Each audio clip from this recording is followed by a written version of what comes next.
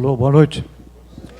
O Clube de Engenharia se sente satisfeito com a presença de vocês e nessa parceria com a Associação Brasileira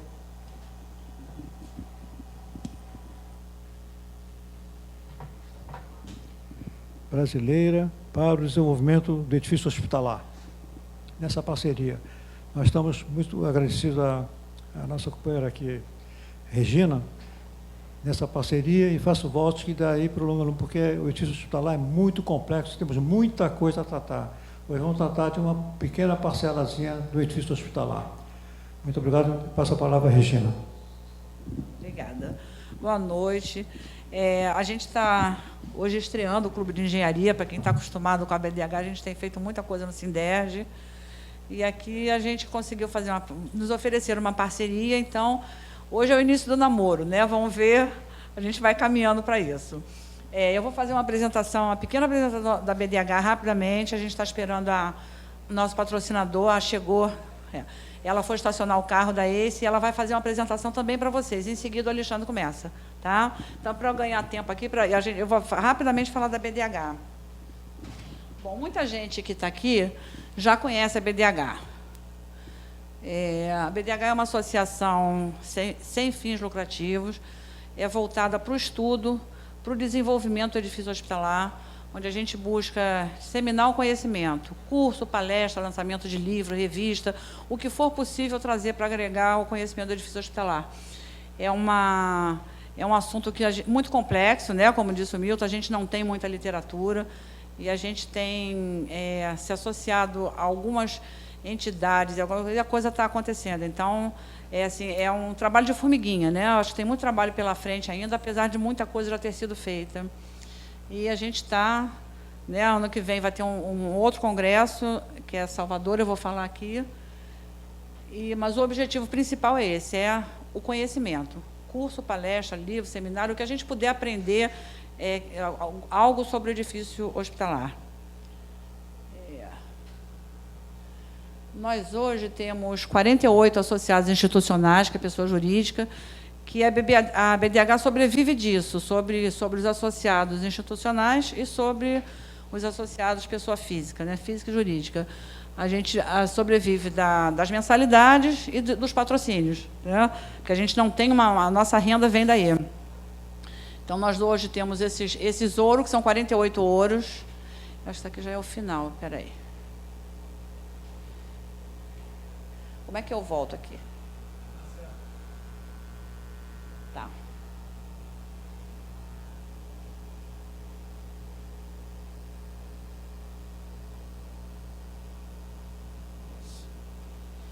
Vamos lá. Essa gestão começou em 2014 e vai até 2017.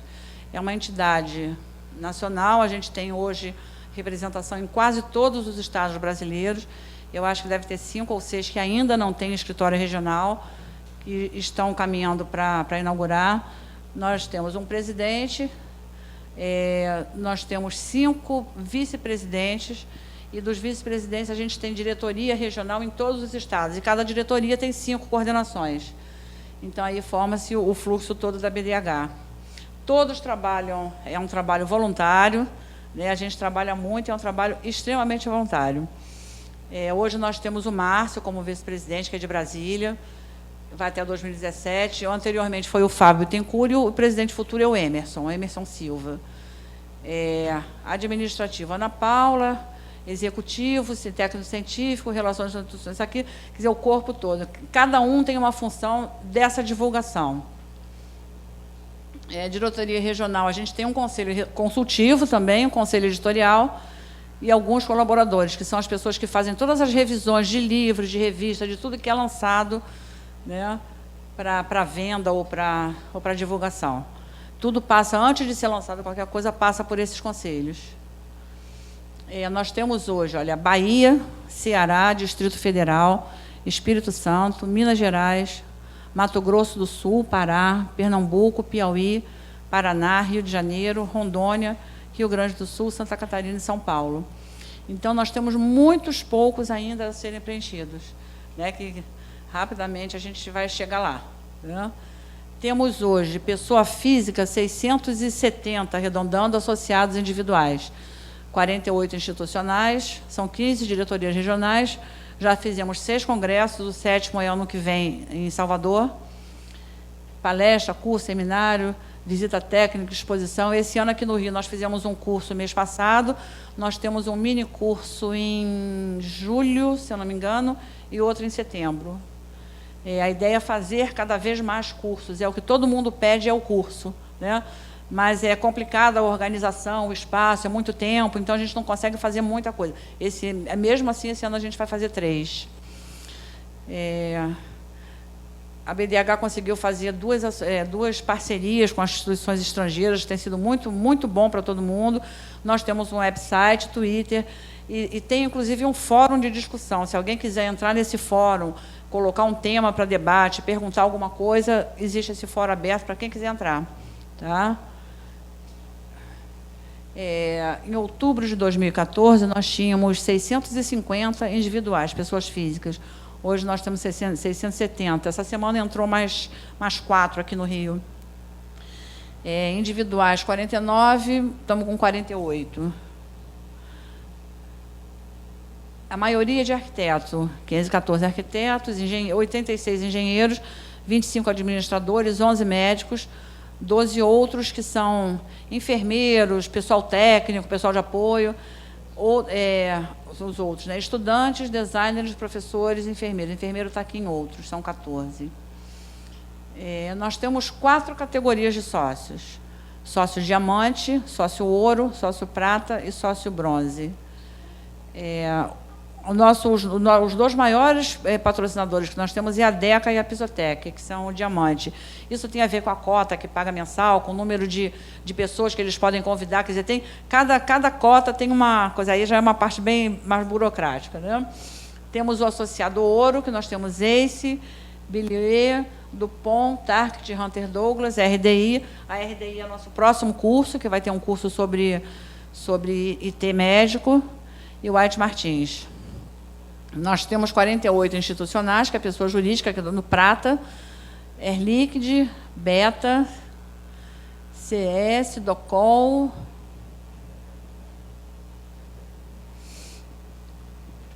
Forma e Efeito, Grau Engenharia, o Fix e a Nora. A Nora também tem um pouco a ver com essa parte de IT.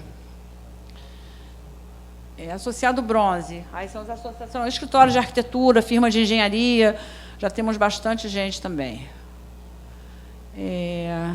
O bronze também é a mesma coisa, são instituições, empresas, eventos. O último congresso foi ano passado, em Florianópolis, e o próximo será Salvador. Tá? São Paulo, 2012. Aqui no Rio, nós fizemos 2006, eu acho, né? 2004 ou 2006, eu não me lembro. Foi o 2º congresso, foi aqui no Rio. Nós temos a revista do Ambiente Hospitalar, que ela estava meio que stand-by, esse ano ela já foi relançada. Os associados recebem essa revista em casa. Não, ela estava meio que stand-by. Ela ficou meio na geladeira um pouco, por problemas administrativos, os artigos não chegavam a tempo, então houve assim alguma coisa, mas agora não, agora já normalizou e esse ano ela vai ser lançada de novo. Deve estar saindo aí a qualquer momento, vocês vão receber. Então, a grande maioria aqui é associado, mas a gente hoje tem na associação um associado que a gente paga R$60 por trimestre, e todo mundo participa gratuitamente de tudo que acontece, né? Os estudantes de graduação, aqui na verdade não é 60 anual, é 120 anual. E os institucionais, pessoa jurídica, depende do bronze, diamante, ouro, prata, cada um é uma categoria. Está aí o nosso site, sabe, esse e-mail de São Paulo. Nós temos uma página no Facebook e no Twitter. Então, quem quiser entrar, que não for associado, quiser conhecer, estamos à disposição. Quem quiser se associar, ficaremos muito felizes, tá bom? Deixa eu falar rapidamente. O Alexandre Ele tem uma experiência grande na engenharia clínica. Hoje ele está como vice-presidente da BCLIN, que é a Associação Brasileira de Engenharia Clínica, e assim tem um currículo bem vasto e bastante experiência para passar para a gente, né? E quando a gente montou a palestra, foi pedido assim que enfocasse o espaço hospitalar, quer dizer, o equipamento dentro desse espaço, que é um grande calo para a gente, né? Muitas vezes você fica, como é que no projeto você vai encaixar uma coisa que chegou de última hora, né? Então é o espaço hospitalar com diversos equipamentos. Para a gente tentar, né, tirar um pouco da... Tá bom?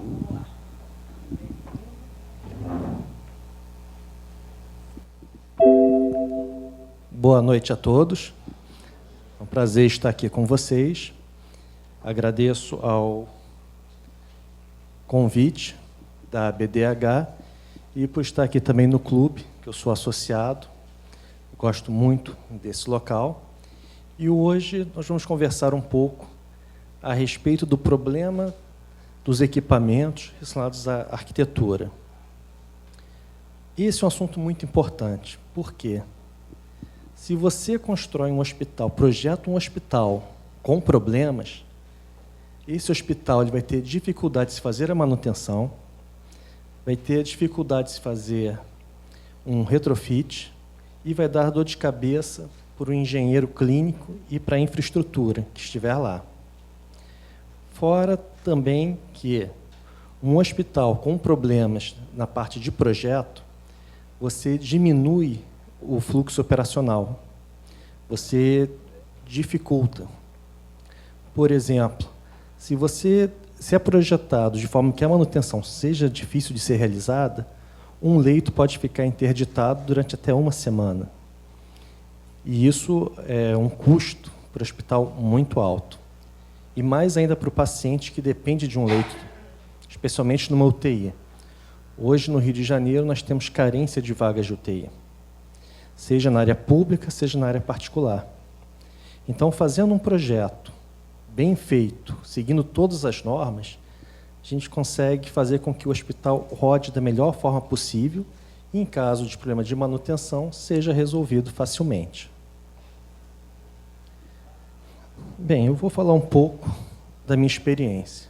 Eu sou engenheiro em eletrônica, formado pelo FRJ. Aí comecei a atuar na área biomédica e senti que precisava de mais informação. Então, eu fiz um mestrado em engenharia biomédica, continuei atuando na área, mas vi que faltava alguma coisa. Então, eu fiz um MBA na área de engenharia de manutenção para conhecer melhor toda essa parte de infraestrutura hospitalar e métodos para fazer a manutenção dos equipamentos. E, por último, pensando na segurança do paciente, na NR32, eu fiz segurança do trabalho para analisar melhor a NR32 e propor algumas melhorias. E sou autor desse livro, Gestão da Manutenção em Serviços de Saúde, que trouxe até um exemplar para ser sorteado hoje. E, continuando, eu comecei a trabalhar na área em 1995. Eu já atuei como supervisor, engenheiro de campo, gerente. Coordenei os hospitais Ferreira Machado e Guarulhos de Campos. Implantei engenharia clínica lá. Depois eu trabalhei no Hospital Pro Criança e, por último, no Hospital Unimed. E hoje eu estou como gerente de uma empresa de engenharia clínica, a Fisiotec. Comecei a participar da Associação Brasileira de Engenharia Clínica, porque hoje a engenharia clínica não é reconhecida pelo sistema CONFEA-CREA. Então, qualquer pessoa que não seja capacitada ou habilitada pode ser um engenheiro clínico. Então, hoje nós estamos com um processo no CONFEA, eu fiz até parte do grupo de trabalho. Acredito que até o final do ano a profissão esteja reconhecida. E faço parte de várias organizações. Sou membro da BDH, membro do American College of Clinical Engineering, da Associação Brasileira de Manutenção, do Instituto de Engenharia Legal e do Institute of Electrical and Electronic Engineering. Por quê? Porque essa área hospitalar é uma área multidisciplinar. Você fica apenas focado na sua área, você acaba perdendo detalhes. Dentro da BDH, eu pude compreender um pouco mais dos processos de arquitetura, de projetos, e do vocabulário da linguagem para lidar melhor com o arquiteto. poder conversar, identificar as dificuldades e prover melhores soluções. Bem, vamos falar primeiro da engenharia clínica. Aqui nós temos como era visto o engenheiro clínico. Por que essa visão selvagem? Nós reunimos uma vez no evento em São Paulo um administrador, um arquiteto, um enfermeiro, secretário de saúde. Qual a visão do engenheiro clínico? Não, o engenheiro clínico é uma pessoa que resolve problemas, que dá soluções, mas ele não sai do escritório dele. Qual o grande problema? Se ele não sai do escritório, se ele não anda, ele não consegue interagir. E o mais importante é a interação. Se você conversa com o médico, com os problemas que ele está tendo, você consegue prover soluções. Se você conversa com a manutenção predial, você consegue entender os problemas. Se não houver interação, os problemas levam mais tempo para serem resolvidos, especialmente em uma instituição tão complexa quanto um hospital. Mas isso aqui está mudando. Hoje o pessoal está mais sociável. Agora, engenharia clínica. Vamos pensar o seguinte, como é um hospital sem tecnologia? Porque a engenharia clínica está associada à tecnologia. Vocês já imaginaram como era antigamente? Como era feita uma amputação? Antigamente, a amputação era feita pelo cirurgião, que era o mais valorizado, era aquele que cortava mais rápido. Porque não existia anestesia. Eram 3 pessoas segurando o paciente e o cirurgião cortando sem anestesia. Tinha que ser rápido. Então, nós temos... Coloquei aqui o exemplo do Robert Liston, que conseguia amputar uma perna em 2,5 minutos. E as amputações e cirurgias eram verdadeiros shows. As pessoas ficavam em volta assistindo. Até esse médico, ele fez parte de uma cirurgia em que houve 300% de óbito. Ele cerrou a perna do paciente, o paciente morreu de gangrena. Cortou o dedo do auxiliar que estava segurando o paciente, o auxiliar morreu de gangrena. Quando ele puxou a mão da serra, espirrou sangue na plateia, o rapaz da plateia, a pessoa que tivesse sido atingido, infartou. Então, vocês veem que a tecnologia veio para ajudar. Inventaram anestesia, observaram as técnicas de asepsia e limpeza. Antes da Florence Nightingale, simplesmente os hospitais eram sujos. As pessoas iam para morrer. Ela que começou a fazer com que os médicos lavassem a mão antes de trocar de paciente, que os locais fossem limpos, e aí começou a evoluir. E nós tivemos uma evolução rápida. Todo mundo aqui já deve ter feito um exame de coração, um eletrocardiograma. O primeiro eletro ele foi feito em 1903, ele pesava 272 quilos e precisava de 5 pessoas para operar. E tinha que ser uma sala mais ou menos do tamanho dessa. Hoje, com um simples relógio de pulso, você consegue monitorar o seu batimento cardíaco. Então, tudo foi evoluindo. Trouxeram algumas vantagens e algumas desvantagens. A desvantagem do que é novo é que as pessoas não compreendem, não sabem os riscos, vão aprendendo os riscos com o tempo. E essa foi a deixa para a engenharia clínica. Por volta de 1920 e 30, existiam vários equipamentos elétricos, só que muitas pessoas morriam. Então, o que nós vamos fazer? Vamos procurar engenheiros para estudarem, para ver o que está causando o óbito. E começou a fazer a pesquisa e o engenheiro clínico começou como segurança. Não, esse equipamento precisa dessa proteção, senão mata o paciente. Esse respirador precisa dessa válvula, senão explode o pulmão do paciente. Esse bisturi elétrico precisa dessa proteção, senão vai fritar o paciente por dentro. E assim foi indo. Então, em 1942, as Forças Armadas dos Estados Unidos fornecem o primeiro treinamento de manutenção de equipamentos médicos. Naquela época não existia manual de equipamento, não existia norma de segurança, não existia FDA, nada. Era uma questão assim de sorte. E muitas pessoas que mexiam no equipamento sem conhecer. Para vocês verem, tinha uma estimativa de que 1.200 pessoas morriam por ano devido a choque elétrico ocasionado pelo equipamento. Ou seja, a pessoa ia fazer um eletrocardiograma, era eletrocutada. A pessoa ia fazer uma cirurgia, era eletrocutada. No começo, que não conheciam esse problema, falavam, não, isso aí não se resistiu à cirurgia, foi a óbito. Aí começaram a estar, isso está muito comum, tem algo errado. Aí viram que realmente a engenharia localizou o problema e começou a consertar. Só que toda nova tecnologia traz novos riscos e alguns só vão ser conhecidos com o uso. Como é o caso até do marca-passo em ressonância. O que morreu de gente fazendo exame em ressonância com marca-passo foi uma coisa absurda. Até que associaram estatisticamente, por que quem faz, 90% das pessoas fazem, 99% de quem faz exame de ressonância magnética com marca-passo morre. Aí viram, a equipe de engenharia viu que tinha um problema. E aí foi resolvido.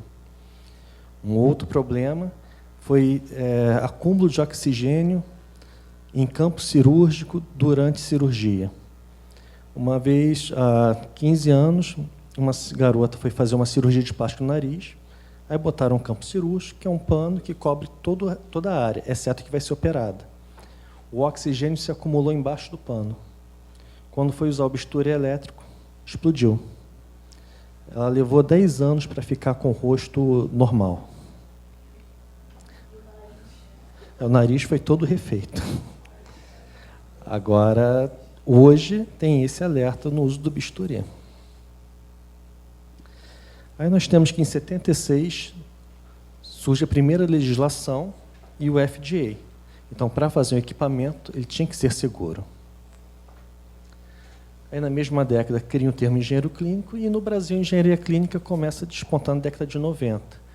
O governo federal coloca um curso, forma os primeiros, depois surge a especialização da Unicamp, e hoje nós temos cerca de 9 cursos de especialização em engenharia clínica a nível de lato sensu e 2 cursos a nível de estricto sensu. E aqui a evolução da engenharia clínica. Começou como segurança, só que viram que o engenheiro ele é muito capacitado. Então, ele podia também fazer gerenciamento e controle de riscos e ajudar a notificação de falhas e controle de riscos também. Depois, controle de equipamento, análise de custos, manutenção de tecnologias de alta complexidade. Depois, avaliação tecnológica e gerenciamento de tecnologia. Então, o engenheiro clínico foi ganhando mais atribuições.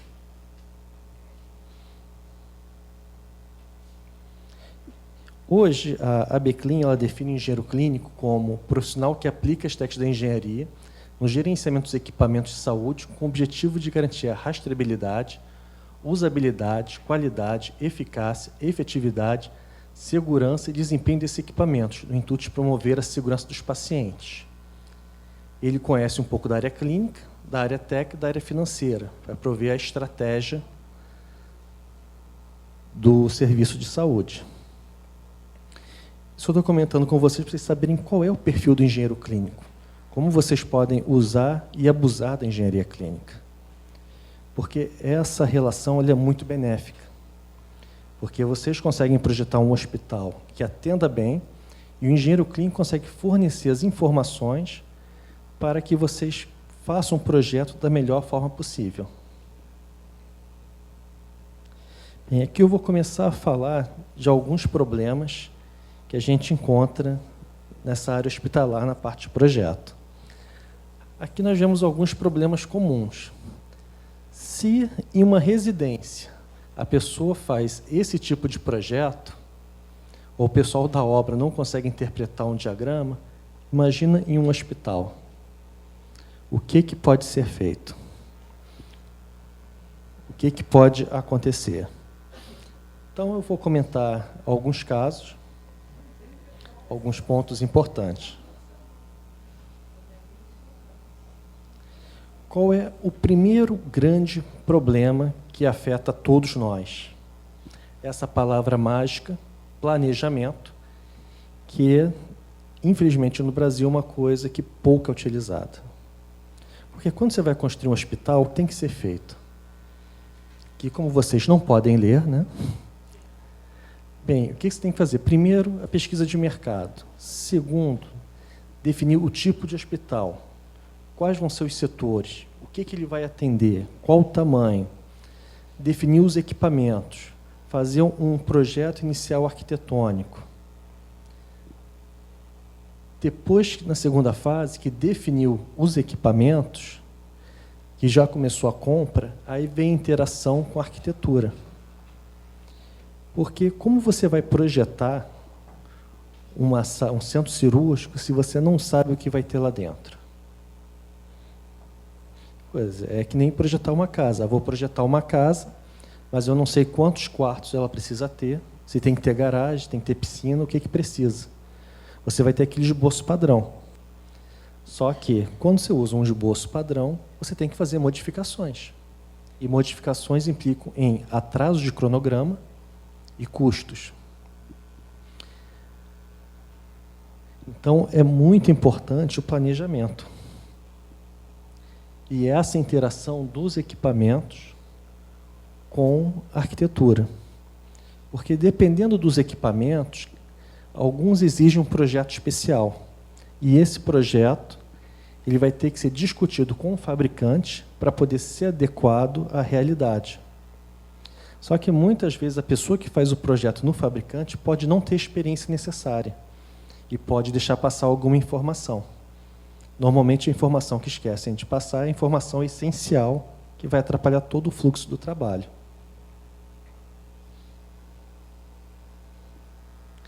E onde entra o engenheiro clínico? Nós temos que sem informação, sem noção. E o especialista é o homem que sabe cada vez mais sobre cada vez menos e acaba sabendo tudo sobre o nada. Não adianta o engenheiro clínico querer saber tudo de arquitetura, o arquiteto querer saber tudo de equipamentos, o gestor da obra querer saber tudo sobre arquitetura e engenharia clínica. É muita informação. Se você tenta aprender tudo, você não sabe nada. Qual é a grande ideia? Você conhecer um pouco de cada, para saber a linguagem, para poder se comunicar com os principais players do processo.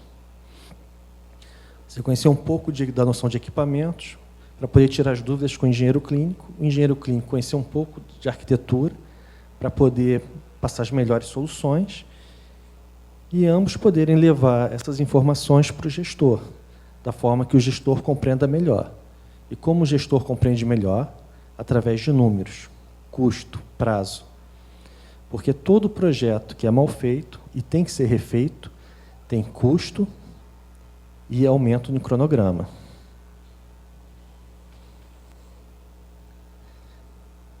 Aqui tem um trabalho que eu fiz sobre atraso de obras em hospitais. Esse trabalho eu peguei 5 hospitais que as obras atrasaram. E fui tentar descobrir o porquê que um hospital a obra atrasa. Simplesmente ou é erro de projeto ou mudança de projeto. Por que se muda o projeto? Porque a pessoa que projetou, ela tinha uma ideia e muda. Ou resolve mudar o foco do hospital.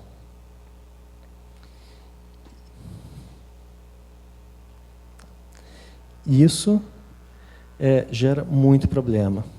Teve um hospital que eu conheço, que fez parte dessa pesquisa, que ele simplesmente aumentou o prazo em 3 anos, com um aumento de 76 milhões de reais.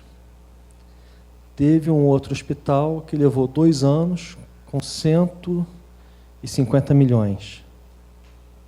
Vocês imaginam o desperdício. Um desses hospitais até hoje não consegue recuperar, não consegue dar lucro. Que o que ele tem de dívida, até agora ele não conseguiu zerar.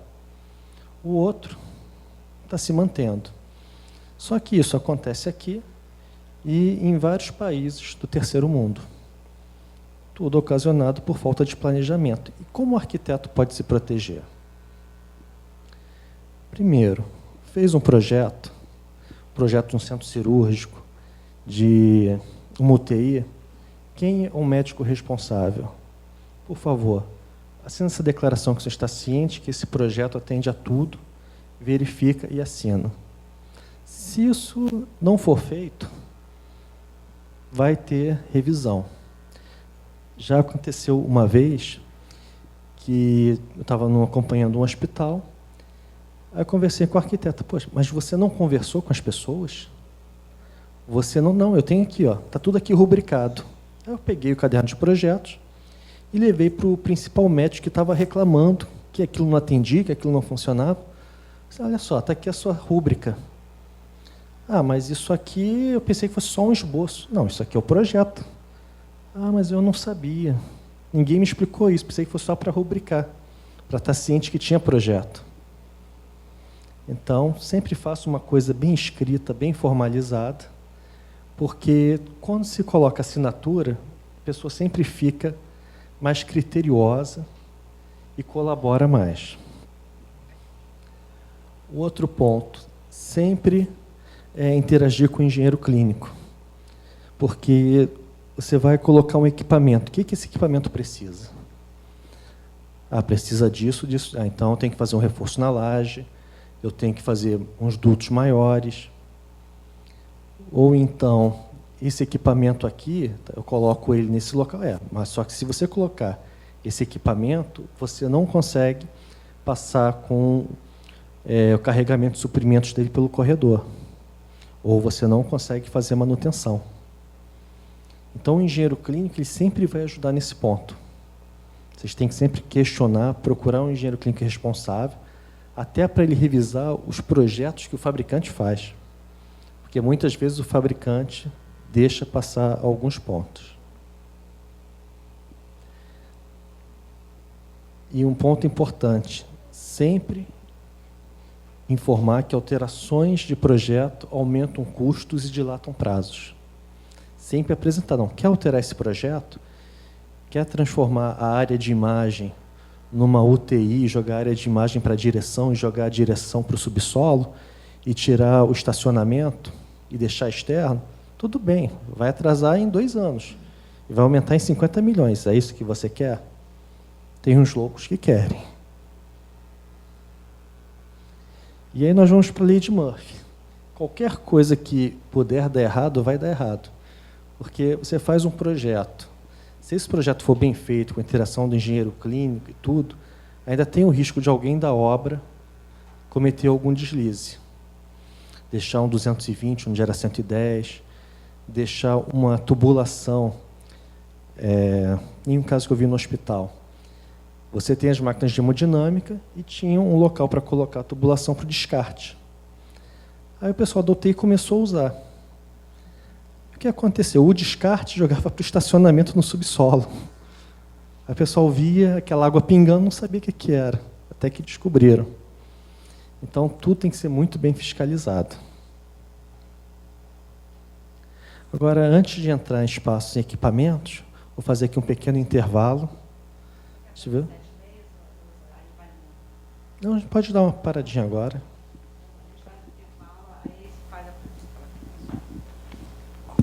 Nós vamos fazer um intervalo de uns 15 minutos, 20 minutos. A Ace vai fazer a apresentação deles, que é o nosso patrocinador. A gente faz um coffee break lá rapidinho e depois volta, tá bom? E no final a gente finaliza, tá? Boa noite.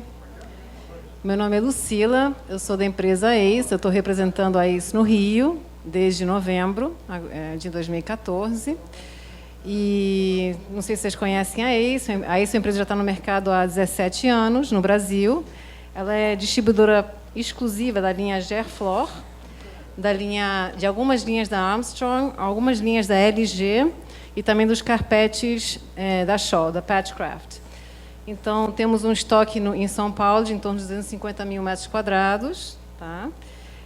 Temos a nossa linha homogênea de mantas homogêneas, que são essas que eu expus, e temos a linha heterogênea, que é essa aqui, que imita madeira, que são muitas vezes utilizadas nos hospitais em quartos, mantas que imitam madeira, para ficar mais aconchegante, mais parecendo uma residência, né? Mas são mantas. Então, aí já está presente em muitos hospitais aqui no Rio, como o perinatal, como A Rede Amil também trabalhamos muito, são parceiros nossos, Rede Dor, Unimed, enfim. Aqui vou deixar, cada um de vocês vão ganhar um catálogo hoje à noite, onde tem várias fotos de projetos nossos, com nossas linhas. Tá? Nossos produtos possuem a proteção Evercare, que não é necessário encerar, passar cera após a instalação do piso. Caso queiram, pode ser também encerado. Tem só uma linha que é a Mipolan, que ainda precisa ser encerada. Logo após a instalação, temos que encerar. Então, aqui temos vários projetos. Fora da área hospitalar, temos Guarulhos, também Terminal 4, que é nosso. Enfim, vários projetos onde nós utilizamos nossas mantas. Esse aqui é a manta madeirada, que eu comentei, onde pode ser utilizada nos quartos. Tá? Então, bom, eu vim aqui para me apresentar, e cada um de vocês, como eu já comentei, vão ganhar um catálogo e podem contar comigo aqui no Rio para dar todo o suporte. E outro ponto importante que eu queria também destacar é que a ACE tem também sua própria mão de obra, então não só vendemos, mas também instalamos, e a mão de obra no Rio de Janeiro. Tá? Então, nos responsabilizamos pela obra completa, instalada. Então, muito obrigada e uma boa noite. Bem, sejam bem-vindos à segunda parte da palestra. Agradeço a todos por terem continuado aqui, ninguém ter ido embora depois do coffee break. E agora vamos continuar. Relembrando, o que nós vimos na primeira parte da palestra?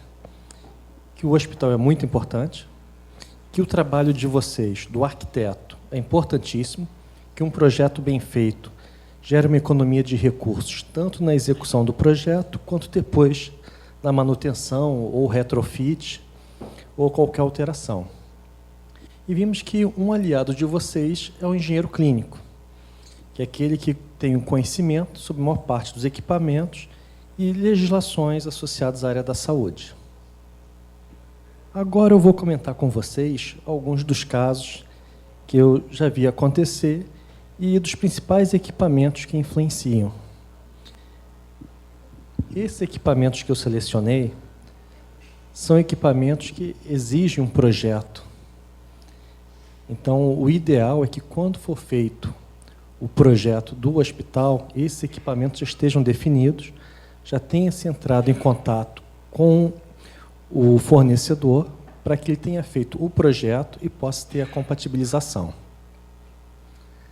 Então, vou falar sobre os equipamentos e depois sobre a compatibilização dos principais tipos de instalações. Se tudo aqui for bem feito, o médico não chega a ficar nesse estado. Só para um dado de curiosidade, hoje nós temos cerca de 260 mil estabelecimentos de saúde que não atendem a demanda. E esses estabelecimentos de saúde, cerca de 5 mil são hospitais, muitos antigos que precisam de reforma e de se adequarem às normas. Vamos lá, CME. No hospital, você tem a central de materiais de esterilização. Nesse setor, você tem um equipamento chamado autoclave, que é onde você coloca as peças sujas para poderem serem esterilizadas. Normalmente, esse equipamento ele é um equipamento de grande porte, tem uma entrada e uma saída do outro lado, que a ideia é que você tem uma sala suja, por onde entra o material, que é colocado dentro da autoclave, é esterilizado, aí, no outro lado, que é a sala limpa, a pessoa retira o material esterilizado para embalar e mandar para os setores. Qual é a grande importância? Que cada fabricante tem uma característica especial. Por onde vai sair o dreno de água, por onde vai chegar vapor, se vai usar vapor, energia elétrica, fora o peso que tem que suportar. Normalmente, CME é no subsolo, mas se tiver num primeiro andar, segundo andar, terceiro, a laje está preparada? Normalmente está, mas você nunca sabe a quantidade de equipamentos que vão ser colocados. Então, CME, autoclave, é um ponto muito importante para ser visto. Depois, outro equipamento são as estativas do centro cirúrgico. Para que servem as estativas? Você tem o centro cirúrgico, você tem a mesa onde vai estar o paciente, e você pode ter uma porção de coisas em volta. Aparelho de anestesia, carrinho com bisturi elétrico, carro com materiais, sistema de gravação de imagem. Imagina aquele bando de equipamentos espalhados, você tendo que operar o paciente. Qualquer problema que você tiver, vai ter que ser aquele corre-corre na sala e pode acabar atrapalhando. Então, para que servem as estativas? Para dar mais mobilidade e organização à sala. Na verdade, é um braço articulado, fixo no teto, que você pode colocar equipamentos. Aqui você pode colocar um monitor, pode colocar um bisturi, tem outro que você pode colocar uma tela, tem outro que suporta um aparelho de anestesia, que é mais ou menos 200 quilos. Só que para fazer isso, você tem que ancorar na laje. Então o hospital tem que fazer uma fixação para depois o fabricante chegar com a parte dele e fixar. E por último, colocar o braço. Qual o grande problema? Se você não tiver um projeto bem definido, você não consegue calcular a carga que o teto tem que suportar. Digamos que você fez o teto para não ter estativa, e resolve colocar estativa. A ideia é bonita, moderna, mas qual a consequência? Eu já vi isso acontecer uma vez. Estava tudo instalado, rede de gases, ventilação, elétrica, dados, e resolveram colocar estativa. Aí, quando pegaram todos os dados da estativa, chegaram à conclusão que a laje não aguentava. Tiveram que retirar tudo, todas as instalações já feitas, tiveram que fazer um reforço químico na laje para depois instalar. Isso aí atrasou o centro cirúrgico em 5 semanas. Desmontar, fazer o tratamento e depois reinstalar tudo e instalar a estativa. Então, sempre que forem projetar um centro cirúrgico, a estativa é muito importante, porque tem vários modelos e várias configurações, desde a mais simples, que é só um braço com régua de gases, até as mais complexas, que tem suporte para erguer o carro de anestesia e colocar os outros equipamentos. Um outro ponto também às vezes acontece. O arquiteto faz o projeto, tem o projeto da estativa, aí chega alguém e fala, não, esse teto aqui, se a gente rebaixar, ele fica mais bonito. Vamos rebaixar. O arquiteto vai, faz o projeto, rebaixa. Só que na hora de colocar a estativa, eu já vi isso acontecer também. Simplesmente a estativa, que era para a pessoa ficar mais ou menos nessa altura, o fim dela, a pessoa poder mexer, a estativa ficou lá embaixo. Resultado, tiveram que arrumar alguém para, na amizade, pegar a estativa, sair cortando ela, dar um jeitinho e fazer ficar bonito. Então, sempre que for trabalhar com estativa, defina bem qual o modelo, para o fabricante dar os dados do peso e da torção que o teto tem que aguentar, para você ficar tranquilo. E uma vez feito o projeto, evite alterar. Se tiver que alterar o projeto do teto, falar com o pessoal da estativa, o fabricante da estativa, para que ele possa ver se essas alterações, como elas vão comprometer o ambiente. Uma outra coisa interessante também, teve um hospital que ele comprou. Quando você está no centro cirúrgico, você tem um aparelho de anestesia. Esse aparelho de anestesia ele trabalha com agente anestésico, que vai para o paciente, anestesia o paciente, e o que não é consumido é exalado. E normalmente vai para onde? Vai para o ambiente. E isso é problemático, especialmente para a mulher grávida. Tanto que a NR32, que é uma norma reguladora do Ministério do Trabalho, diz que mulheres grávidas têm que tomar cuidado ou não trabalhar em centro cirúrgico a partir de determinado mês da gestação.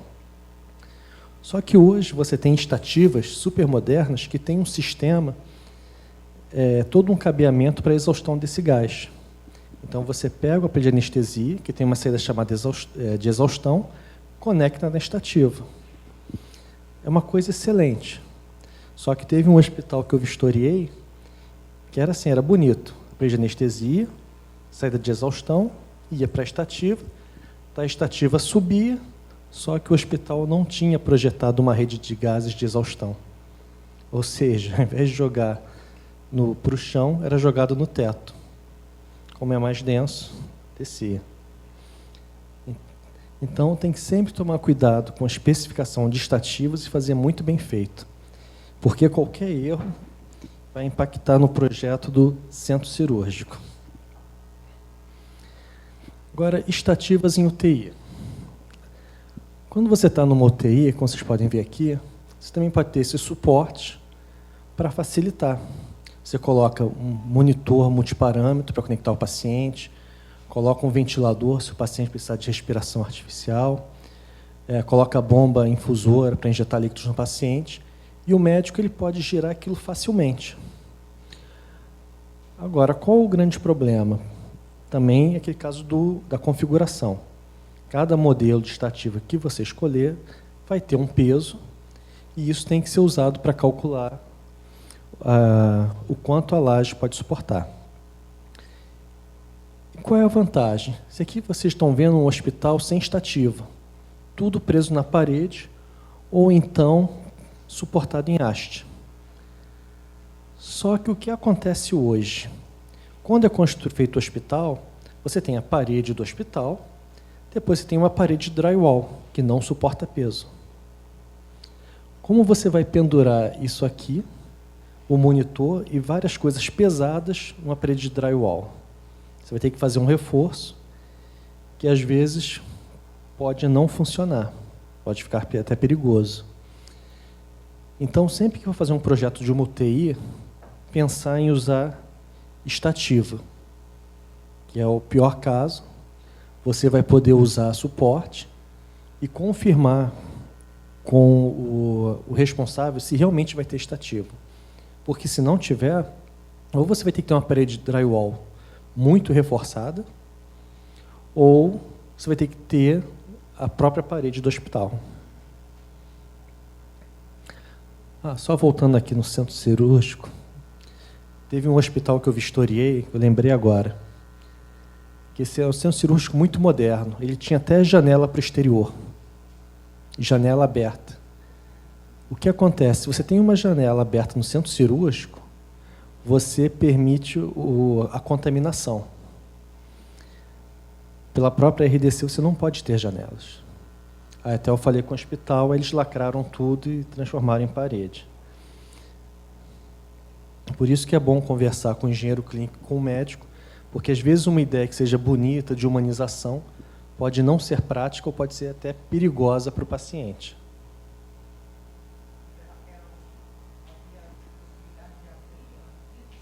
Sim, era basculhante. Um basculhante mais ou menos de uns 80 centímetros, um quadrado de 80. Provavelmente. Esse hospital tinha várias irregularidades.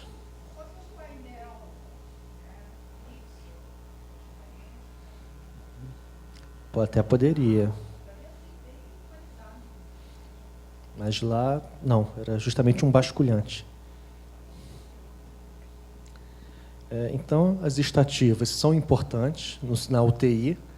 Eu acho interessante ser sempre a primeira opção a ser apresentada, apesar de mais caro, é mais seguro e mais organizado, facilita muito a vida do paciente e do médico. Um outro problema que a gente encontra, guarda de equipamentos. Quando você tem um hospital, tem vários equipamentos que você não vai estar utilizando. Você vai ter equipamentos, por exemplo, raio-x transportável, arco cirúrgico, hemodiálise e vários outros. Conforme o porte do hospital, você vai ter vários equipamentos. E esses equipamentos ficam numa sala chamada guarda de equipamentos, com várias tomadas para carregar a bateria deles. Só o que você encontra nos projetos? Como o arquiteto não sabe quais são os equipamentos, nem a quantidade, ele estima um tamanho. Só que esse tamanho normalmente não é adequado. Então você fica com a sala lotada. Normalmente essa sala precisa de umas 20 a 30 tomadas, tem só 3. Algumas vezes você vê aqueles filtros de linha, um conectado no outro. E você fica com equipamentos pelo corredor. Então, por isso que é importante conhecer a quantidade de equipamentos, quais são os equipamentos móveis, para poder planejar uma guarda de equipamento que seja eficiente.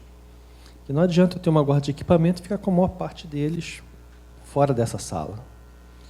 E sempre com muita tomada, porque você deixa tudo carregando para, na hora que precisar, estar com a bateria 100%.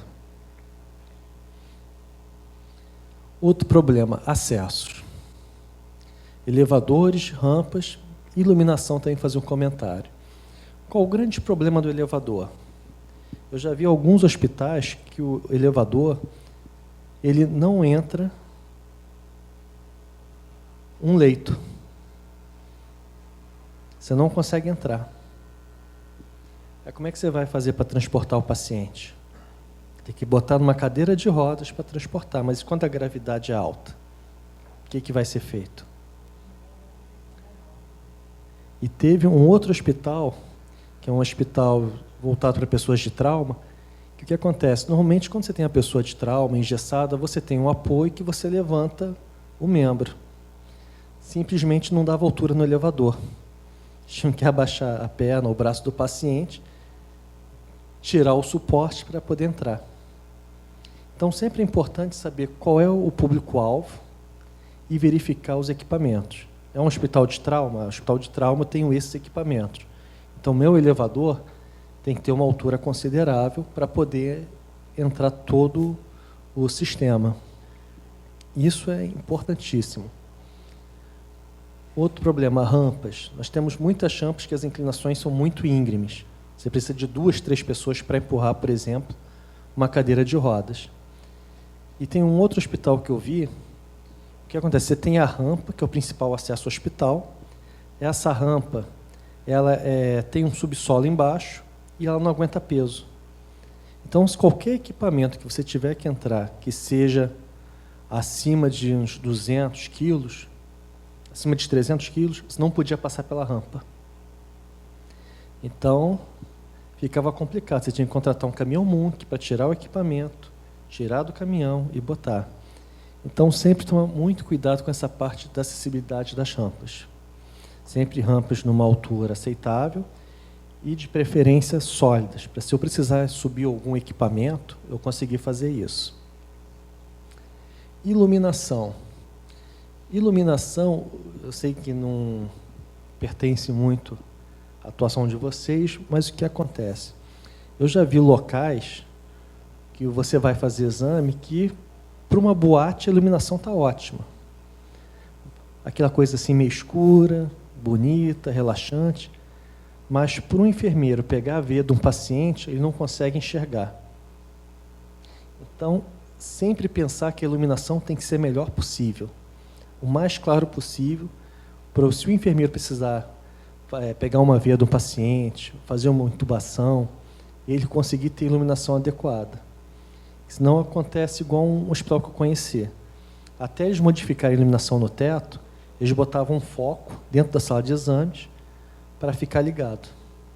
Aí ficava ligado direto, desconfortável para o paciente, gasto de energia e gasto de recurso, que o foco poderia estar em outro setor. Um outro problema, imagem. Normalmente, imagem, os equipamentos são de grande porte. Tirando o ultrassom, raio-x transportável. Qual o problema da ressonância? Primeiro, a entrada dela. Esse Gantry aqui, ele pesa normalmente 3 a 4 toneladas. Então, você tem que ter o caminho para poder entrar. Uma vez eu acompanhei a entrada de uma, que o caminho que ela tinha que fazer era por cima do estacionamento. A laje não suportava. Então, eles escoravam 3 metros, a ressonância andava 2, parava no terceiro, aí esses 2 suportes eram passados para frente, e ela andava mais 2 metros.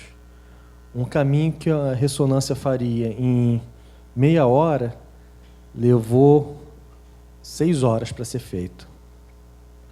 Então, sempre pensar como vai ser a entrada, pensar na blindagem. Você tem a blindagem de radiofrequência, que é uma blindagem fácil, tranquila, não dá dor de cabeça. Mas, em alguns casos, você tem que fazer uma blindagem magnética para evitar que o campo da ressonância ultrapasse os limites da sala e coloque alguém em risco. Só que essa blindagem magnética ela é feita com chapas de aço silício. E isso aumenta muito o peso. Teve um hospital, uma clínica no norte do estado que ele comprou a ressonância. Aí depois que ele comprou a ressonância, preparou o local, o projetista chegou e falou, não, vai ter que botar isso chapa de aço de silício. Tá, mas o que isso me corresponde? Ah, vai gastar mais ou menos alguns milhares de reais. Não, tudo bem. E aí vai botar mais 5 toneladas. Não, 5 toneladas não aguenta. O que o dono da clínica teve que fazer? Teve que comprar um andar de baixo, deixar fechado, para não ter perigo de alguém ser afetado pelo campo magnético, para não botar a blindagem magnética. Então, nós temos o peso, que a laje tem que aguentar, pelo menos aí umas 6 toneladas. Questão de segurança no projeto. Por quê? O campo magnético é invisível. Uma ressonância de 1 Tesla é o mesmo campo magnético utilizado para suspender um carro de 4 toneladas. Um clipe de papel ele é atraído a uma velocidade de 60 km por hora. Então, qualquer objeto metálico próximo da ressonância pode se tornar, pode acabar tendo um efeito míssil e afetar alguém, machucar alguém. Então, você tem que ter critérios de segurança. Um dos critérios adotados é o projeto, que você coloca de forma que que para qualquer pessoa entrar na sala de exame, ela tem que passar por uma série de etapas e, por último, ser vistoriada pelo operador, visualmente. Com isso, você garante que não vai ter problema. E o outro caso é a recarga de hélio, que ressonância ela precisa de hélio líquido, que vem nos cilindros bem grandes, e tem que ter o caminho para esses cilindros poderem entrar. Também é uma coisa que tem que ser pensada. Aqui, para vocês terem uma ideia de como é o projeto de uma ressonância magnética, você tem a sala de exames, a sala de operação e aqui a sala técnica, onde é manutenção. E aqui alguns exemplos de acidentes. Uma cama de mais ou menos uns 400 quilos, vocês podem ver que ela está flutuando, e aqui um aparelho de anestesia de 200 quilos. Há 15 anos atrás, teve um acidente de um garoto que foram tirar ele da máquina, entraram com uma cama que tinha um cilindro de oxigênio metálico. Esse cilindro voou. Não sobrou nada da cabeça do garoto. Foi o primeiro óbito. Em 2011, a família conseguiu, 10 anos depois, em 2011, a família conseguiu a indenização do hospital. Alguns milhões de dólares, mas não traz a criança de volta. Por isso que é sempre importante no projeto fazer de forma que, para entrar aqui na sala de exame, tenha várias pessoas monitorando, não seja de fácil acesso. Aí nós temos a tomografia, que também o que tem que ser observado é a entrada, o caminho por onde o gantry vai passar, a blindagem, que ela usa blindagem, ou você pode usar massa baritada, ou chapas de chumbo, que aumentam o peso, e a parte de gases medicinais tomados, porque você tem que fazer com que esses pontos não fiquem sem blindagem também. Aqui, para vocês terem uma ideia de como é um projeto. Você tem aqui a sala de exame e aqui a sala de comando. Tudo aqui em volta tem que ser blindado, inclusive a porta. Normalmente a blindagem vai ter uns 2 metros de altura. O vidro também aqui é blindado. E tem que ter um caminho fácil para essa parte aqui poder entrar, porque a tomografia são praticamente 3 partes. Você tem o gantry, que é essa aqui, a mesa e os computadores. Essa parte aqui é mais complicada para dar a volta e entrar. Aí nós vamos para a hemodinâmica. A hemodinâmica nós temos o modelo de teto e de piso. O modelo de piso fica fixado aqui, não é tão crítica. Agora, o modelo de teto é mais crítico. porque você tem que botar uma série de trilhos no teto, aí o teto tem que ser preparado para isso, tem que suportar o peso, e fica bem mais crítico. Tem a sala híbrida, que você mistura uma hemodinâmica com uma mesa inteligente. Também tem que ter blindagem em volta e muita tomada. Uma sala de hemodinâmica tem que ter pelo menos umas 10 a 20 tomadas em cada parede. Senão você começa a ver aquele filtro de linha ligado no outro, filtro de linha ligado no outro. Eu já vi isso no hospital, 4 filtros de linha em série. Aqui é para vocês terem uma ideia da infraestrutura que vai no teto. É uma infraestrutura pesada, trilhos de ferro, e que vocês veem lateralmente. E nesse projeto é sempre bom tomar cuidado com a manutenção, porque quando precisa fazer manutenção nos trilhos, o acesso tem que ser fácil. Aí vamos para a medicina nuclear. Medicina nuclear poucas pessoas conhecem. Quem é o responsável é o profissional da física médica, é o físico médico. Então é sempre importante ter alguma empresa ou algum consultor ou algum físico médico para poder fazer os cálculos de blindagem, não só a blindagem da sala, mas também dos setores em volta. Porque quando você tem um serviço de medicina nuclear, a pessoa tem que receber o agente radioativo, fazer o exame, depois ela espera, pode ir no banheiro. Então, tem toda uma legislação pertinente. E só quem pode assinar é o físico médico. Aqui algumas ideias de projeto. Aqui é um PET-CT. Você tem a sala de exame, sala de comando, sala de exame e a sala técnica. E aqui é uma gama-câmara. Você tem aqui a sala de comando, aqui a sala de exame e aqui a sala técnica. E sempre procurar fazer ou discutir com o projetista que ele faça designs fáceis de entrar o equipamento, sair o equipamento e menos tortos. E sempre ver que a sala técnica seja de fácil acesso e permita que o profissional possa trabalhar. Por exemplo, ressonância magnética. Você tem o teto, o forro falso.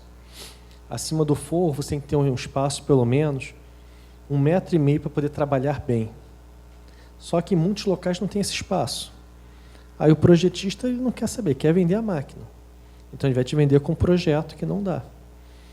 Aí quando essa máquina tiver algum problema sério chamado quench, que tiver que tirar o gelo, não consegue. Aí tem que quebrar a parede. Eu já vi isso uma vez, tiveram que cortar a gaiola, cortar a parede, para poder tirar, fazer a limpeza e depois entregar a máquina.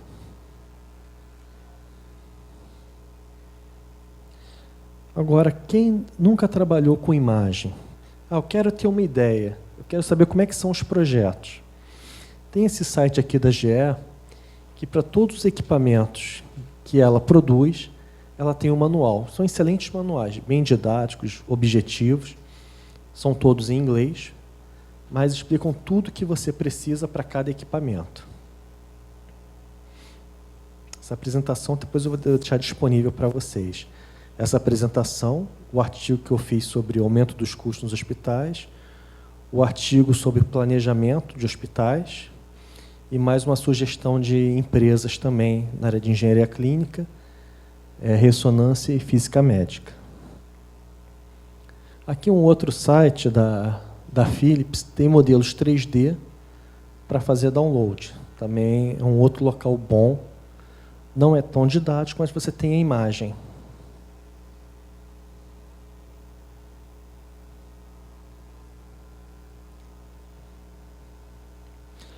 Outro ponto importante, combate a incêndio. Você entrou numa sala de equipamento médico, uma sala de ressonância, aí você fica todo feliz. Você vê que tem os sprinklers ali, que se pegar fogo, não tem problema. Só que, normalmente, em 98% dessas salas, o que acontece se pegar fogo? Não vai sobrar nada. Por quê? Se vocês forem olharem, existem alguns casos que você tem o Splinker, só que, como o equipamento de ressonância é um equipamento muito sensível à água, se cair um pouco de água em cima dele, na parte eletrônica, você pode ter um prejuízo de R$400 mil, melhor, $400 mil. Algumas pessoas podem optar por colocar o sistema e não conectar ele à parte hidráulica. Isso aí é proibido, não é recomendado. Se vocês encontrarem, até é bom vocês notificarem, tá? Eu sempre fiz isso. Agora, uma solução boa para essa parte é o seguinte: existe um sistema de combate a incêndio baseado em gás FM200, que é muito utilizado na área do petróleo. Esse sistema ele não é prejudicial à saúde do ser humano, incolor inodoro, ambientalmente aceito, não retira o oxigênio da área protegida no processo de extinção, não danifica, não deixa resíduos ou resinas em equipamentos e documentos, e extinção total do incêndio no máximo 10 segundos. É um sistema caro, mas você tem segurança total do seu equipamento. Você pega uma ressonância de 1.300.000, uma tomografia, um setor de imagem, uma UTI, isso aqui é uma ótima solução. Então, é uma sugestão que eu deixo para vocês. Outros pontos que não são assim tão críticos em termos de equipamento, mas que é importante conhecer: cozinha, laboratório, lavanderia, quando houver. Esses 3 pontos aqui, qual é o grande problema? É que normalmente isso é terceirizado. É contratado uma empresa que vai trazer os equipamentos dela do jeito que ela acha que é melhor. Então, é interessante que durante um projeto do hospital já tenha sido feita a licitação ou o contrato com alguma dessas empresas para trabalhar o projeto junto com elas.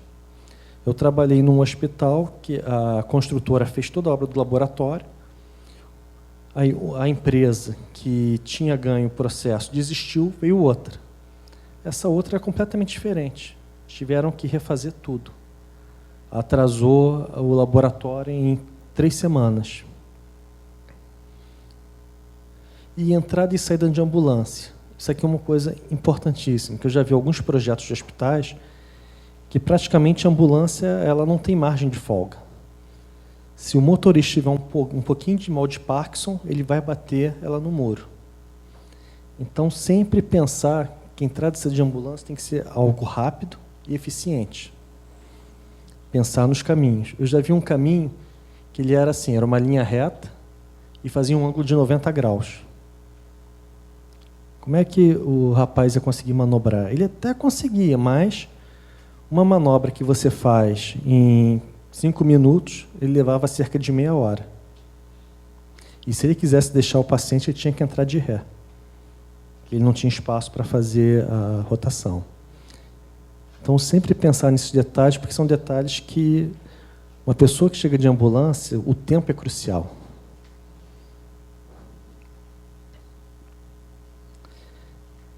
E vamos falar agora de compatibilização. Um hospital de grande porte, a gente tem praticamente cerca de 50 sistemas distintos. Aqui eles têm algumas instalações elétricas, instalações hidráulicas, ar-condicionado. Essa compatibilização tem que ser muito bem feita e muito bem coordenada. Por quê? Senão o rapaz do ar-condicionado passou a tubulação dele, passou os dutos. Aí vem o rapaz dos gases medicinais, não tem espaço. Aí refaz o projeto, desmonta a parte da tubulação, desvia a tubulação, aumenta o custo para passar a parte de gases. Passou a parte de gases, está indo, aí tem uma tubulação hidráulica, que não dá para desviar nem dos gases, nem do ar-condicionado. Aí desmonta tudo, procura uma alternativa. E nisso vai fazendo assim, soluções que acabam piorando o projeto, dificultando a manutenção, e na hora que precisa fazer um reparo, fica caótico. Então, sempre que for trabalhar no hospital, tomar muito cuidado com a compatibilização, trabalhar bem esses projetos para não ter surpresa e não deixar que erros ou cruzamentos acabem tendo que refazer parte do projeto e com isso aumentar custo e prazo. Vamos falar da manutenção. Isso aqui deve ser um famoso conhecido de vocês, o Jarbas Karma. Então, é um dos fundadores da BDH e uma pessoa de grande visão. O que ele pensou? Se eu tenho um hospital, que eu pensei na manutenção, de ser fácil de ser feita a manutenção da parte predial dele, eu vou viabilizar, facilitar e tornar econômica e racional a manutenção futura do hospital. Eu quero fazer a manutenção na UTI, em um leito, eu não vou precisar fechar 10. Eu quero fazer a manutenção do centro cirúrgico, eu não preciso fechar o andar. Então, sempre pensar na manutenção. Formas fáceis de acessar a parte hidráulica, formas fáceis de acessar a parte elétrica, para com isso ganhar tempo no futuro. Hoje eu conheço hospitais que para fazer a manutenção é uma loucura. Você gasta às vezes 2 dias numa coisa simples que seria achar uma válvula e fechar para trocar. Teve até um hospital que, para fechar a água do setor, você tem a válvula. Simplesmente a válvula estava invertida, voltada para a parede. Se tivesse que fechar, você não tinha como. E para poder trocar essa válvula de posição, ia ter que cortar toda a água de uma ala da hotelaria. Aí o pessoal foi deixando até o dia que der defeito e realmente precisar parar. Aqui um trabalho que eu fiz em parceria com a Célia da Redditor. Até agradecer aqui a presença do pessoal da Redditor aqui na palestra. E o que nós vimos? Que nesse período, os equipamentos de ressonância magnética ficavam parados, sendo que 38% eram causados por problemas de infraestrutura, problemas de instalação. Na época, a diretora da engenharia clínica, que acompanhou esse trabalho, ela identificou os problemas e resolveu. Ou seja, o equipamento não ficava mais parado por um problema do hospital. Agora, quantos hospitais que vocês não conhecem que ele não tem problemas por causa de instalação? Seja instalação do equipamento, seja instalação hidráulica, instalação elétrica. Então, por isso é sempre importante fazer um projeto bem feito e com facilidade de manutenção.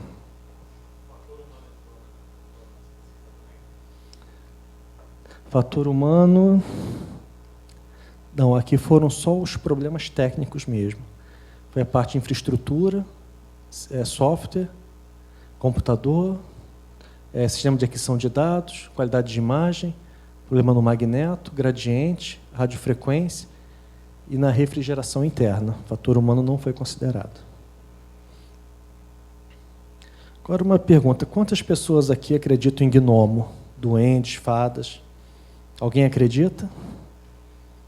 Ninguém acredita? Bem, a antiga geração de arquitetos acreditava.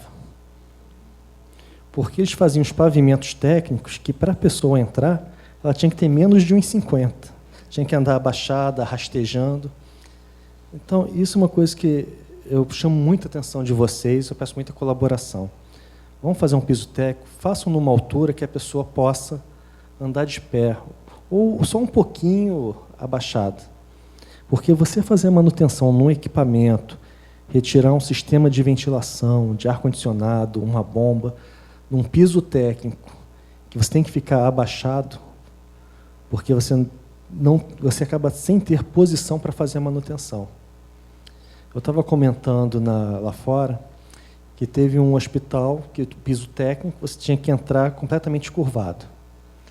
E quando montaram o piso técnico, eles montaram a estativa e, como não tinha o projeto de estativa, botaram a estativa e depois botaram em cima a parte de refrigeração. Eu perguntei, se um dia precisar reforçar essa base dessa estativa ou tiver algum problema, precisar pressionar. O que o rapaz me falou, reza para nunca ter. Porque o dia que tiver, você vai ter que parar todo o centro cirúrgico e toda a refrigeração do hospital para poder tirar todos os equipamentos que estão na frente, para tirar esse, para ter acesso. Então, sempre pensem nisso.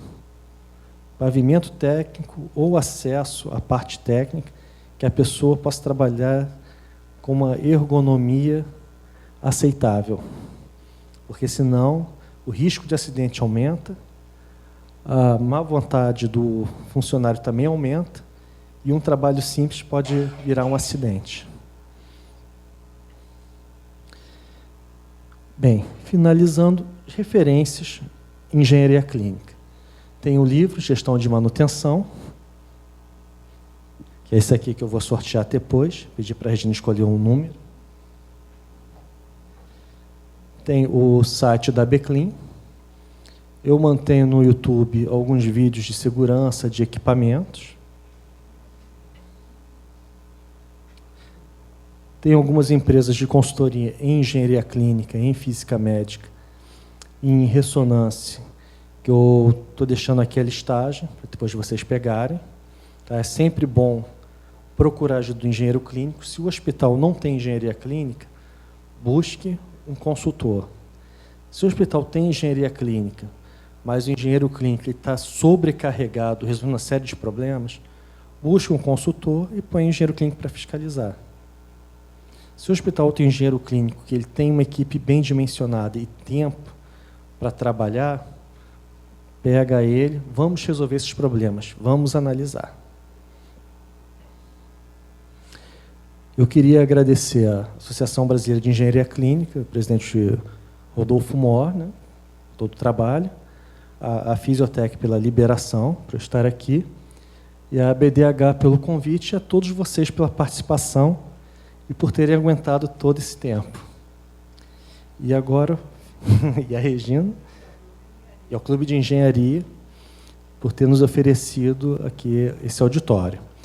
E agora eu fico aqui à vontade, se alguém quiser fazer alguma pergunta. Boa noite. Boa noite. Meu nome é Lígia Mendes, eu sou engenheira química e tenho especialização em educação ambiental. Certo? Eu vi uma coisa muito séria o ano passado, mais ou menos no mês de novembro ao mês de janeiro, no Rio de Janeiro, que foi a mudança brusca de temperatura por testes que foram realizados no Brasil ou não. Mas, diante disso também, nós estamos tendo mudança de temperatura direto, por mudanças de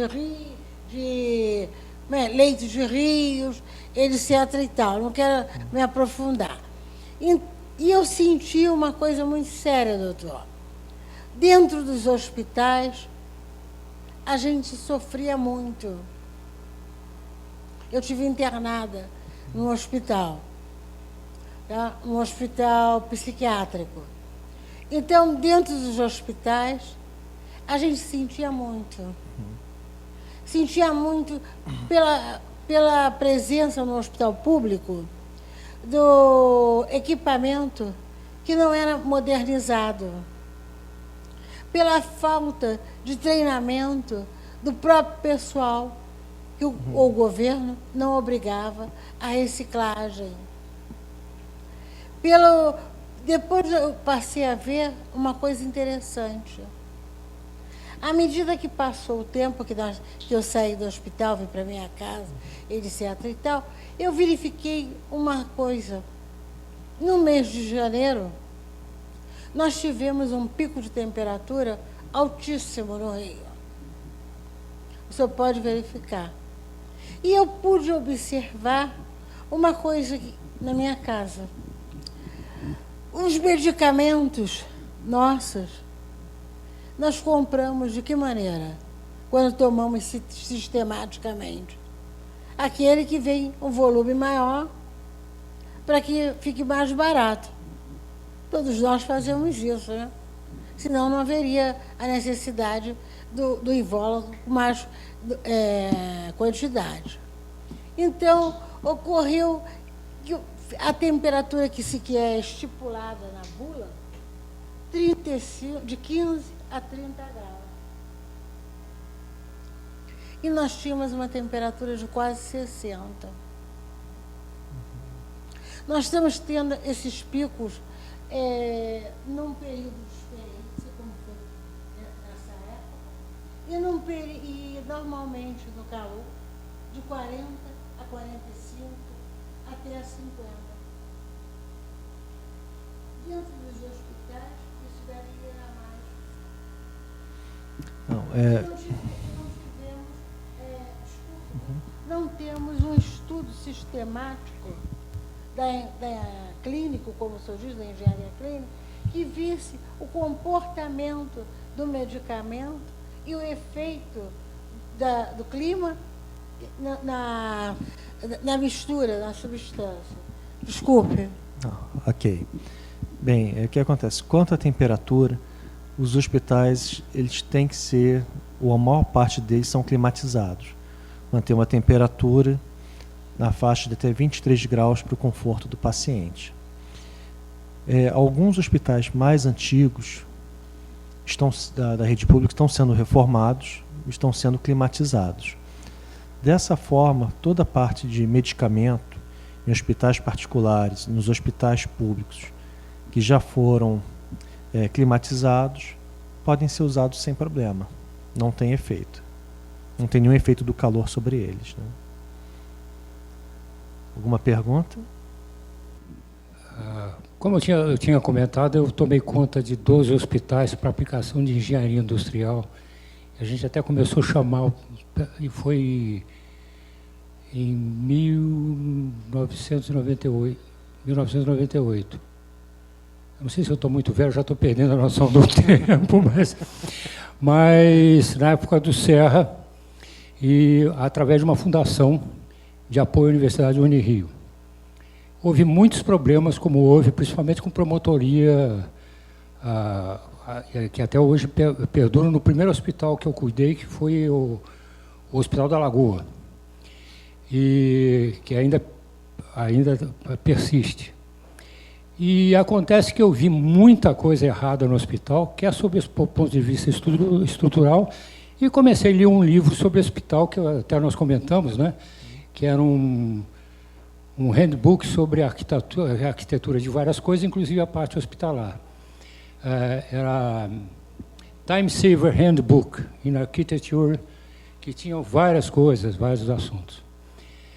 E eu achei assim, e agora eu sou vítima dos hospitais, porque eu estou me tratando pelo SUS, que era um princípio até do meu pai, que de muito tempo que para utilizar a escola pública e hospital público, e que a classe média abandonava e por isso eles se sucateavam.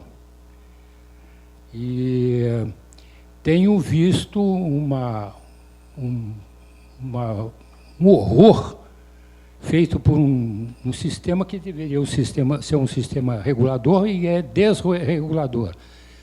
O CISREG, certo? Eles fazem você provar que você mora lá e manda as pessoas para os lugares, e sentir pela experiência, pela vivência no meio que há manipulação. E até eu, por ter com alguns conhecidos, burlei essa manipulação algumas vezes, mas com um objetivo muito prático e correto. E eu acho que, principalmente no hospital público, precisava, assim como na engenharia, precisava um CREA específico para você cuidar, fiscalizar. O CREA só fiscaliza, por exemplo, as obras particulares, tá certo? E, por exemplo, quando você vai demolir um viaduto, deveria ser feito um estudo profundo, não só geológico, como também econômico e funcional daquela demolição. E acho também que, nesse caso dos hospitais, deveria ser criado alguma coisa de fiscalização sobre esse aspecto, talvez o CREMERGE, alguma coisa desse tipo, e que me parece que fica ao léu. Muda um governo, por exemplo, Eu que estava fazendo um tratamento no SUS, na Píndaro, numa primeira instância, que eles chamam, até as últimas eleições estava correndo tudo direitinho. Depois das eleições, eu vou fazer um tratamento lá, e, mudou, vai ter que mudar, vem um pessoal não concursado, vai fazer isso. Eu acho que do jeito que o CREA, vamos dizer assim, ele fiscaliza as obras civis, deveriam também fiscalizar as obras públicas, certo? Para não haver disparates como demolições que não deveriam ser necessárias, por interesses até de grupos e aquelas coisas que nós conhecemos. Mas a ideia é que o próprio CREMER, junto com algum conselho, incluísse a parte de engenharia clínica para a fiscalização dos hospitais públicos também, para a melhoria do serviço público desses hospitais. Que houve uma época que eles eram muito bons e hoje você vai, por exemplo, o médico fica desesperado. Você chega para ele acaba perguntando para você, em que posso servi-lo?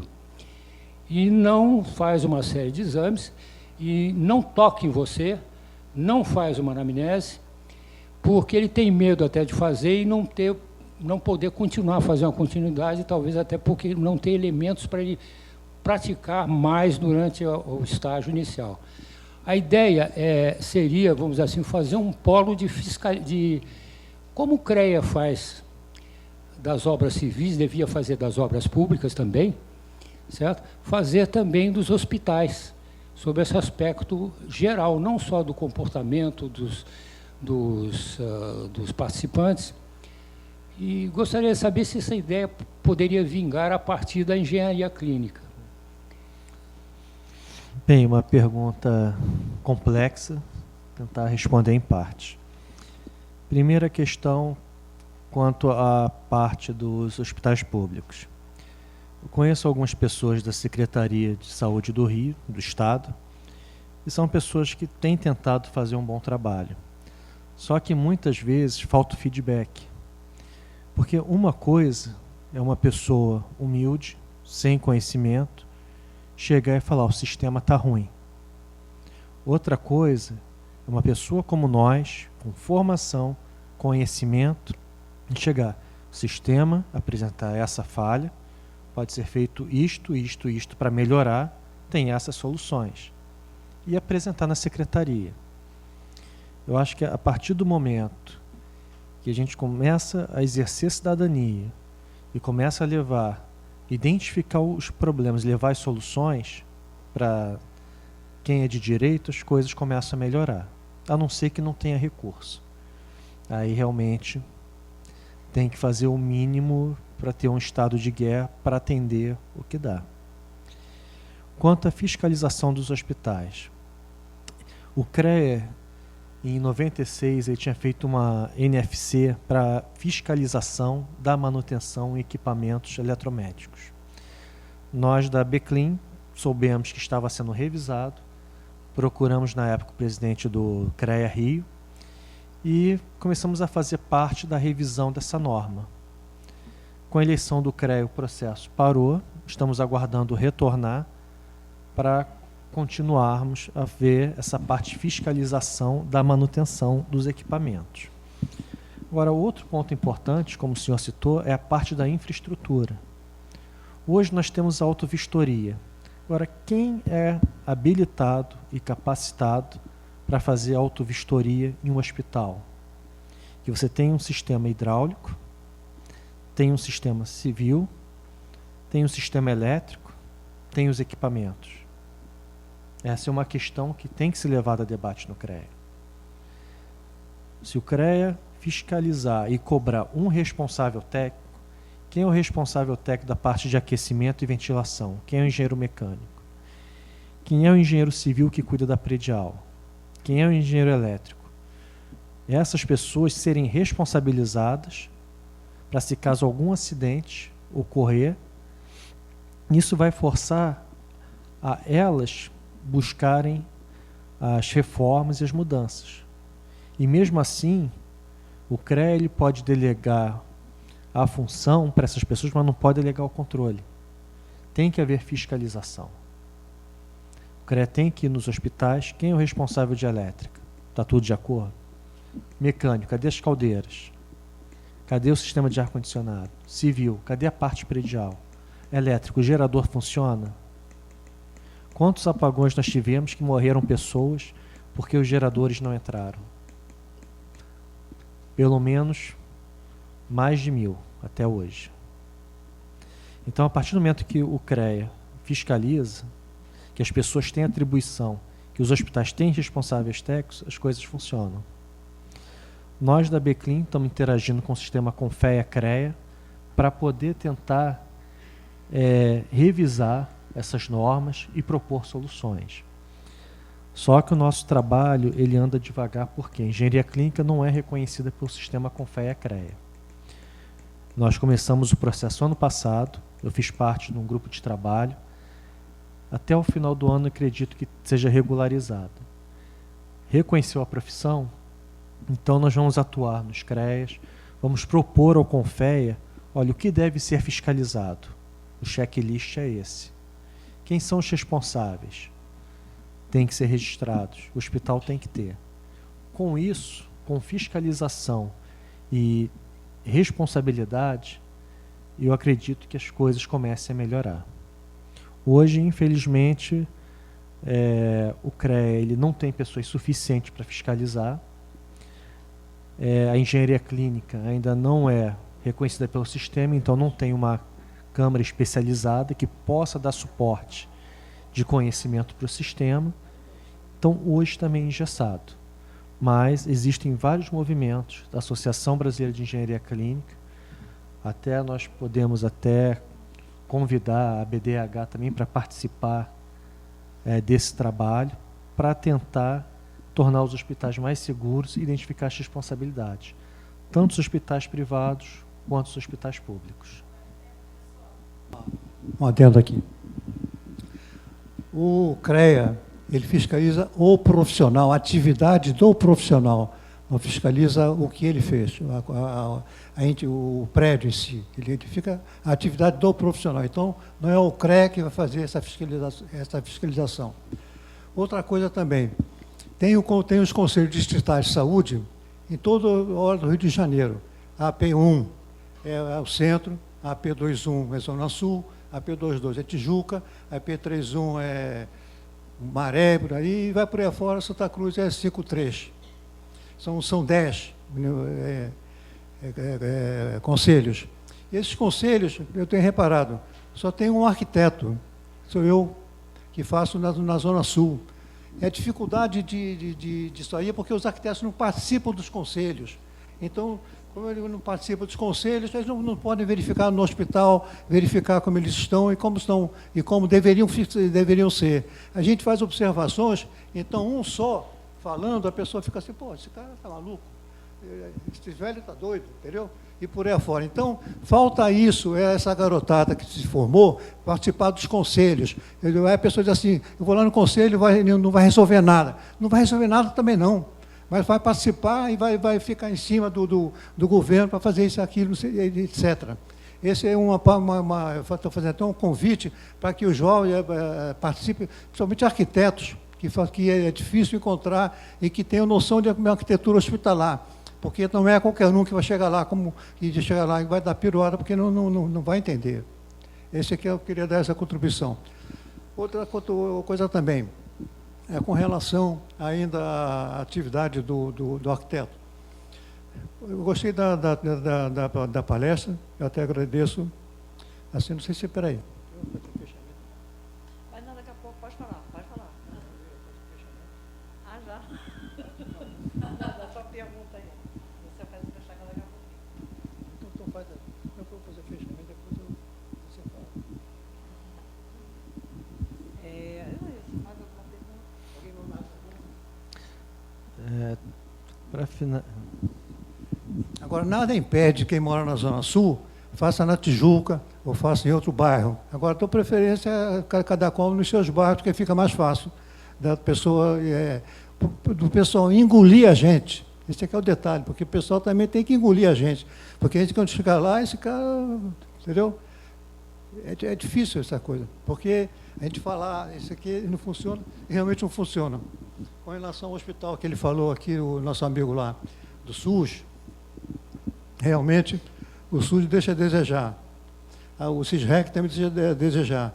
Mas muita coisa está sendo feita e não estou defendendo o governo nesse particular, não. Mas tem que melhorar muito, muito, muito, muito. Agora, para finalizar, eu gostaria até de reforçar o que o nosso colega falou. É muito importante participar dos conselhos.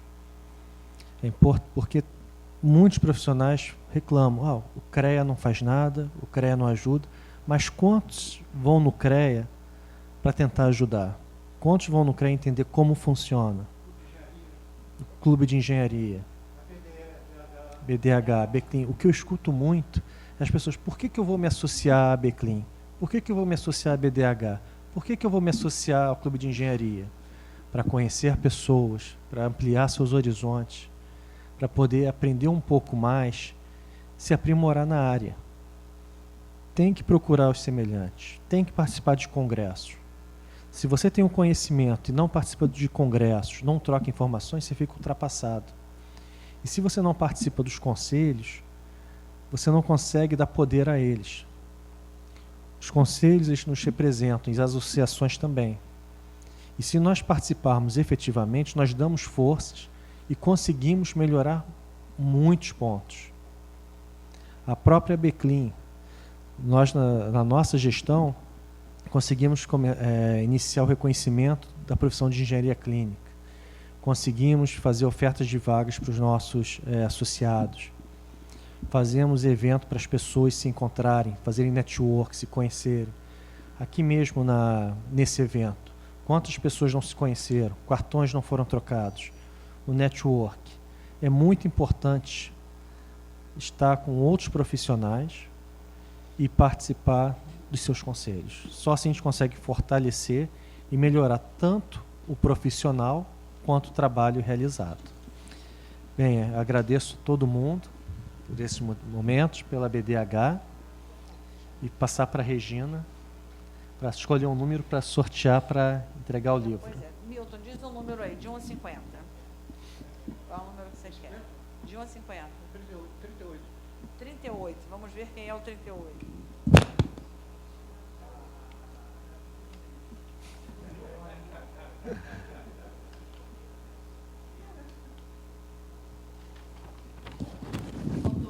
Número 38, Joaci Santos Júnior.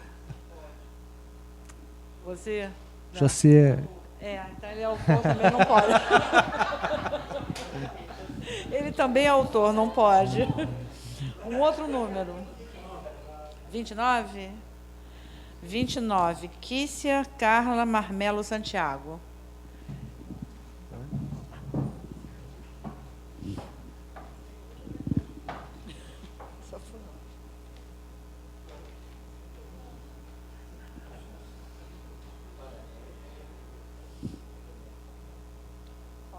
Cadê a foto? Foto, olha.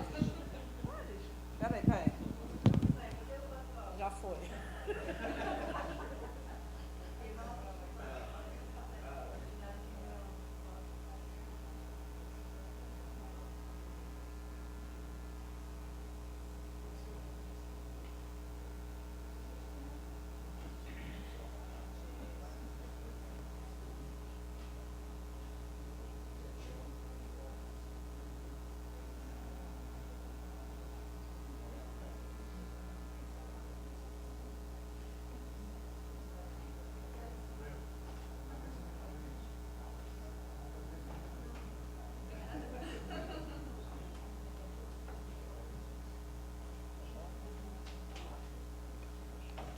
Eu vou falar e você encerra, tá?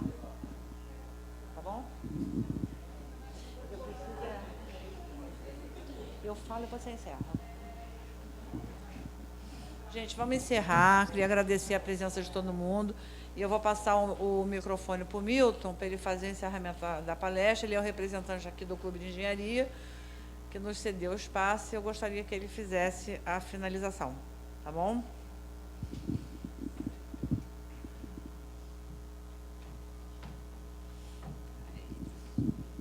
Muito obrigado. O Clube de Engenharia ele não cedeu espaço, não. Esse espaço é de vocês. Entendeu? Vocês disponham sempre. O Clube de Engenharia é do engenheiro, é do arquiteto e é do profissional de engenharia. O Clube de Engenharia agradece ao professor e passa uma lembrancinha aqui. Um negocinho que também não sei o que é. Mas é complicado.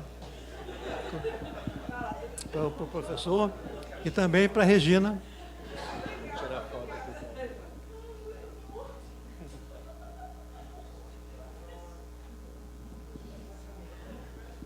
E também para a Regina, essa lembrancinha do Clube de Engenharia. Obrigada, parecendo sua chaveira, né? Muito obrigado a vocês, uma boa noite. E não se esqueçam, participem dos conselhos distritais de saúde da P2. Quem for da Zona Sul para a P21, nós nos reunimos uma vez por mês somente, não é todo dia não. Tá?